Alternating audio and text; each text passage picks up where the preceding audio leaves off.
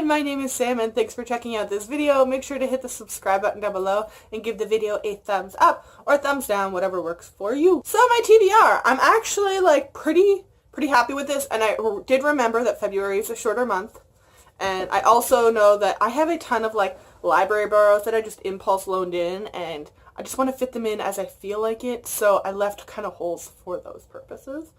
But these are the books that I definitely want to get through in February 2018. The first book is The Hunger Games by Suzanne Collins. I have not read this book since second year university. I remember I literally pulled an all-nighter the night before an exam and didn't study for the exam in order to finish either The Hunger Games or Catching Fire. I can't remember which one. And I regret nothing. Whatever, I passed the course. It worked for me. But I am just so excited about this. I mean, there's no point in giving a summary. I don't know where you've lived if you don't know the general synopsis of The Hunger Games. But I'm just so excited, and I finally get to read my foil copy editions. They're so pretty. Just want to make sure I don't break the spine. But yeah, they're so pretty, and I'm so excited. I love the movies. I loved the books the first time I read them. I'm so excited to read them and feel that like nostalgia again. I am also rereading ACOTAR this year, so my next book is A Court of Thorns and Roses by Sarah J. Maas. I actually read this series originally last May, well, the first 3 of the series that are out, and oh my god, I'm so trash for this series. But I'm just rereading it in preparation for A Court of Frost and Starland, I believe it is, that's coming out in May-ish, I believe. So I'm just so excited. Yeah, there's like fairies and romance and ripping your heart out and just battling and war and yeah. I am also picking up book 2 of The Remnant Chronicles, The Heart of Betrayal by Mary Pearson. I started my reread of this series in January by reading The Kiss of Deception, and now I'm going for the sequel. I'm just so excited. Our main character, Leah, is a runaway princess, and she's trying to live while the prince that she was supposed to marry and an assassin is trying to kill her, and her family is kind of in shambles, and they think she has a power that she doesn't have, and oh, there's just so much chaos and geopolitics. It's so good. It's so good. In order to fill the requirement of reading a book by an Indigenous author or with Indigenous characters or themes, I am reading Kinship by Daniel Heath Justice this month. This is a pretty low-key. He's a Canadian teacher, I know that. I believe he's half Cree, but this book has been like kind of continuously for the last like year and a half, keeps popping up on book lists that I'm looking at for work, and it kind of sounds very like Avatar the movie, so I'm just like really excited to give it a go, and I'm going to see if my friend Meg, we said we were going to read it together, see if she's actually able to do it. But I'm definitely going to read it this month. I know it's a trilogy. I'm just really excited to give it a go. It looks really, really cool based on the cover. In February, I am also continuing my series reread of Outlander and picking up Dragonfly and Ember. I am working, as I film this, my way through Outlander. I'm like a quarter of the way through. These books are just massive, and I love them, so I just want to take my sweet time working my way through them. But I'm going to be picking up my anniversary edition of Dragonfly and Ember. I picked this up, I think, in like September-y? Maybe later? No, it's probably later. Probably like October, November. Either way, I'm just so excited to read it and smell time travel and romance. It smells like it. But yeah, so woman time travels back to Jacobite Scotland from World War II England, and England wasn't popular back then in Scotland. Imagine that. And, you know, she gets caught up in a romance and the Jacobite rebellion battle and, oh, all the chaos. It's just so good. I'm so here for this series. Just anything Diana Gabaldon does. I just auto approve of it. I am also working my way through a reread of the Harry Potter series, and I'm getting going with A Chamber of Secrets. I'm going to do the illustrated edition as well. That's what I did in January for the first book, and the illustrations are just so gorgeous, and I'm going to follow along with the audiobook by Stephen Fry, which, oh, I love that man's voice. It's just so calming. And, again, I'm not giving a summary. It's Harry Potter. Your head's in the sand if you don't know what this is. In January, I am reading Taming of the Shrew, so on the off month, I read a classic. So my classic this month is Peter Pan by J.M. Barrie. I'm very hesitant to pick this book up just because I know that it uses terminology that I don't honestly think I've ever heard people in Canada use, but I know that it is used around the world. It's, you know, I consider it racist. So I'm just going to try and swallow my pride and get through this book. Hopefully I'll enjoy it. yeah, that's the problem with classics. A lot of them have, like, problematic terminology in them, but can't do much about it now. But yeah, I mean, Boy Neverland Flies Off, classic. I am also rereading, this month is just like rereads, Daughter of the Pirate King by Tricia Levenseller. I've read this book at least like 4 times, I think. I've actually read the arc of the sequel, The Daughter of the Siren Queen, which comes out in February, but I'm getting my final finished copy at the end of the month. So I just want to reread this and then reread Daughter of the Siren Queen. It'll be my first time reading the finished copy. So, yeah, sassy, snarky, red-headed, Jack Sparrow-y pirate, lots of comedy, sexual tension up the wazoo, and trying to steal map pieces for treasure. I also want to get Sight Witch done this month, depending on when my copy gets here, because it comes out in February. But yeah, it's the novella for the Wind Witches series, where we have Truth Witch and Wind Witch out, and we're still waiting anxiously for Blood Witch.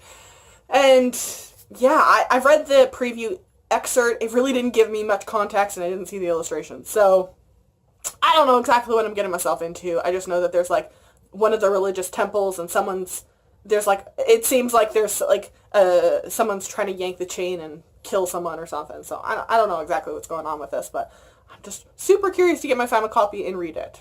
In January, I read Glitter by April Lynn Pike, so that I am ready for this book, Shatter, to come out, the sequel of the Glitter duology, and I am so ready for this book. Oh, I mean, the cover alone, I mean, come on. And I've got it pre-ordered. I'm just waiting for it to ship and get to me, and I need to read it. The first book just got me. I'm so, there's like Marie Antoinette, but in a tech company that has taken over Versailles, and drug dealing, and she got betrayed hard at the end, and her life is definitely not going to be fun at the beginning of this book, and I just want to see what happens, because there was some romance, and oh my god, sociopathic king, and I am also picking up the audiobook for Mistress of Rome by Kate Quinn. I read Kate Quinn, I think in December. I read The Alice Network, which I didn't mind. The story wasn't totally to my liking, but I didn't mind the writing at all. And the synopsis of this sounds interesting, and I'm a sucker for anything in Rome. So I am going to give the audiobook a try. Between Two Fires by Mark Noce. This book, I honestly don't remember who recommended this to me, so I apologize.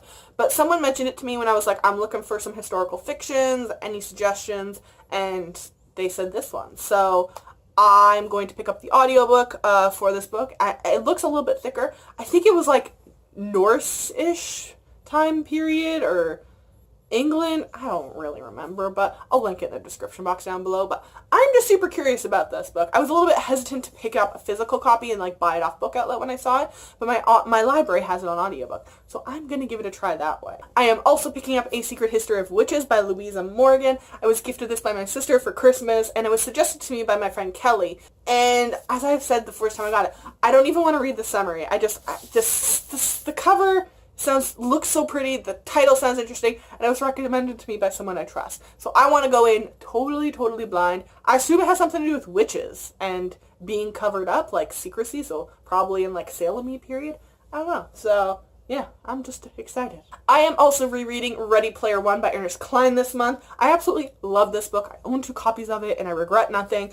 The movie is coming out in March, and I just want to refresh myself to all the pop culture references, and I'm going to be super critical, because man, like, this book is so hyped. They better do a good job on the movie. It's Steven Spielberg, so I hope they do. But I'm just super excited to see all the effects and everything that happens. And I'm just so excited for this movie. It's one of the tons of movies that I need to see in March. So I'm just so excited. Virtual reality world where the owner of the game that made it was like a bajillionaire, and he dies and says, whoever can solve the mystery of this virtual reality game gets my bajillion-dollar fortune. And our main character is super poor and orphaned, basically, and he ends up starting a big thing. He finds the first clue, and just domino effect from there, and he's being chased by an evil corporation, kind of like Illuminae a little bit, and yeah, they're trying to kill him, literally, so he's trying to, just survive, and he comes up and finds a ragtag room of other people that, they're all still, themselves priority one, but they're all just making sure that they fight that evil corporation simultaneously. So there's just so many pop culture references in this. The Ferris Bueller ones, as soon as I saw that, I was like, cool, this book is an instant favorite for me. And Ferris Bueller's my favorite movie. So, if you haven't read this, just read it. I mean, I don't know what you're doing with your life if you haven't. No, like legit, it's an amazing book. For the same reason, I am also trying to read A Wrinkle in Time this month by Madeleine Long. This cover is atrocious, but I know there's some new pretty covers out. The movie is coming out in March, just like Ready Player One. I don't understand how this book is so small too, but it's like a sci-fi fantasy, like basic classic. I don't even remember being like first told about it. I just remember it always existing in my knowledge. So it's a sci-fi fantasy, which apparently with floating heads and Pegasus looking things, I don't know, but I'm just really excited to finally pick it up and give this a go. I know it's a trilogy, but I'm going to start with the first one and see how I like it. I also want to get to the e-arc that I have for The Pact by Essie Linz. I got this through NetGalley, and I'm very happy I did. I'm not really like a big thriller person, but the summaries sound interesting, and I'm always trying to get outside of my like bubble of fantasy, sci-fi, historical fiction genres. So I'm going to give it a go and see what I think of it. I know that there's like a family secret or something like that, and that's all I know. I also want to try and read the e-arc I have for Dredd Nation by Justina Ireland. I am so excited about this book. Just the concept of like, there's like zombies or whatever in like Civil War-ish time, and like the cover just looks so cool, and like, oh, I'm just so excited for this book. It was one of my most anticipated of 2018, and I'm so happy I got an arc through NetGalley. Arc through Edelweiss, that's where I got it from. But I'm just so excited. I also want to try and read Everlist by Sarah Holland this month. I picked it up in January through the Shelf Love Crate box, and I don't really know much about this. I just know that there's like kind of like time is a currency basically, and the main character's trying to like save her father or something like that. And that's all I want to know going into this. But it's been like a super hyped book, and I'm hearing some pretty positive things about it. I believe it's now a New York Times bestseller officially too, which is really cool. But yeah, I'm just so curious about this book, and it's got such a freaking pretty cover. And the last book on my February TBR is A Treacherous Curse by Deanna Raybourn. This is the third book in the Veronica Speedwell series. I originally was like, I have the first two in paperback, I'm going to wait for everything else to come in paperback. But I do not have that self-control, so I bought it, and I bought it in January in hardcover, because I realized I was like, wait, I wouldn't only have to wait for this to come out in paperback, I would also have to wait for 3 and 4 to come in paperback. Not worth it. So, I'll have mixed matching format, and with how much I love this series, I'll probably end up picking just all the UK covers, the UK paperbacks up in cover, like matching covers, and I'll be okay with that, because I love this series so much. Our main character is Veronica Speedwell, and she is a very blunt woman living in Victorian England, and she has casual romantic encounters, and she's a lepidopterist, and I know that this book, they're going on, like, there's been, like, a murder, or someone's gone missing, like, a friend of her friends, in a tomb in Egypt or something like that. So, I mean, as soon as I heard Egypt, I was like, I can't wait anymore. So, my copy's in the mail coming to me, and I will absolutely definitely be picking that one up. And, like, the day after I, like, ordered it and my order shipped from Indigo, I got approved for the e-arc of it. So I have an e-arc of it through NetGalley, and the physical copy coming to me, and the audiobook, because I bought the audiobook, because I have no self-control with this series. But yeah, so that is my February TBR. Let me know in the comments section what you plan on reading this month, because, if I'm missing a book on my TBR, I gotta know. Make sure to also check the description box down below for links to all of the books that I mentioned, as well as all of my social media. If you follow me, I will follow you back.